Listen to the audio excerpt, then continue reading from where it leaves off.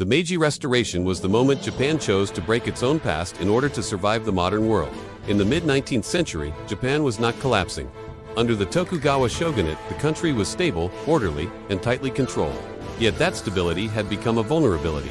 When foreign powers arrived with industrial weapons, steamships, and demands backed by force, Japan faced a decision with no comfortable option: resist and risk becoming a colony, or reform and dismantle the system that had governed it for more than 2 centuries.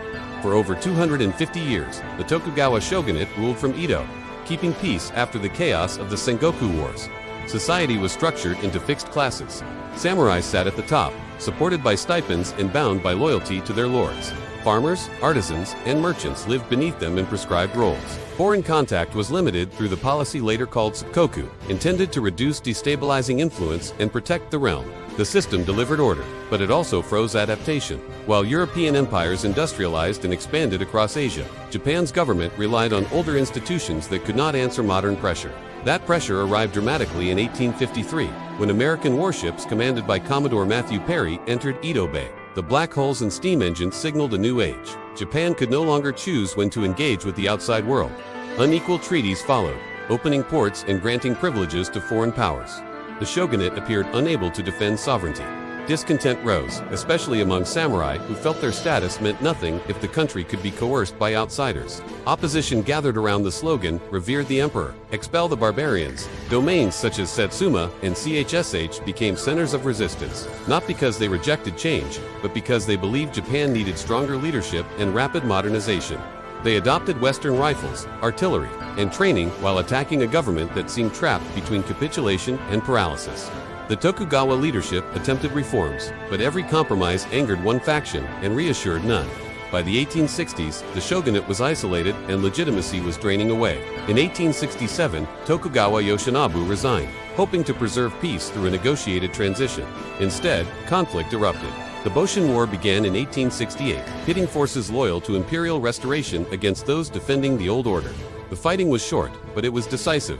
Imperial forces, armed and organized with modern methods, defeated shogunal troops across key routes. Edo surrendered with limited destruction and was soon renamed Tokyo. By 1869, the Tokugawa regime had fallen. Imperial authority was restored in name, but the true revolution was only beginning. Meiji leaders understood that restoring the emperor alone would not protect Japan from foreign domination. They moved to dismantle the foundations of feudal society. Domains were abolished and replaced by centralized prefectures. A modern bureaucracy expanded. National taxation was standardized. Samurai stipends were reduced, then eliminated. The wearing of swords in public was restricted and later banned. The class that had defined Japanese politics for centuries was deliberately removed from its economic base. This was not a symbolic change, it was a strategic demolition of the old order.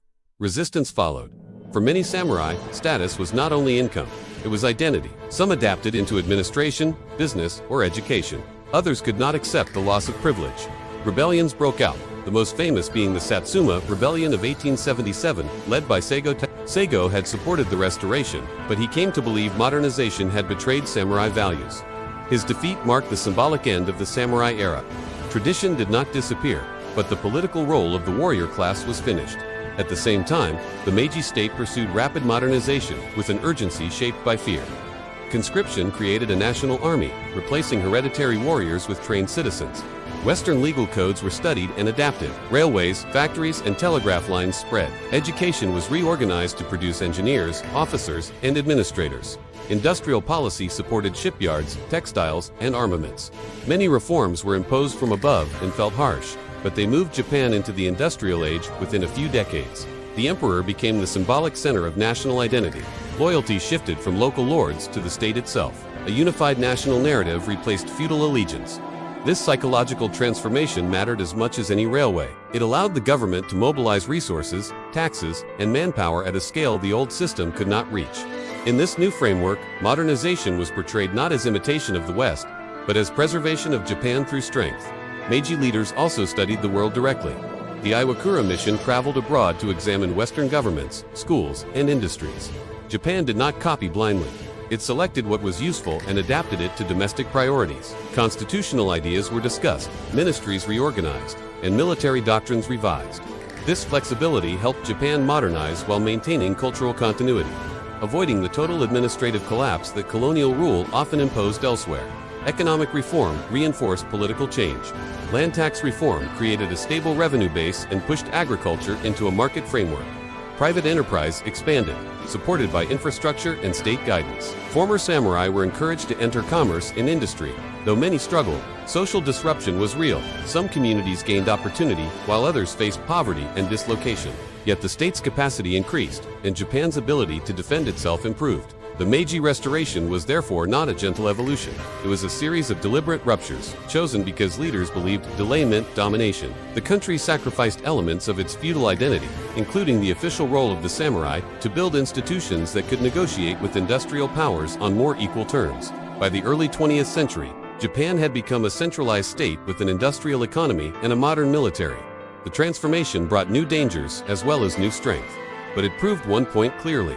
Japan had survived the colonial century by rebuilding itself before others could rebuild it for them. One turning point was the creation of new symbols and new rules that ordinary people could recognize. Calendars, measurements, and uniforms signaled that the state was reorganizing daily life. The government promoted Shinto-based ceremonies around the emperor while limiting the political power of older Buddhist institutions, aiming to unify belief under national loyalty.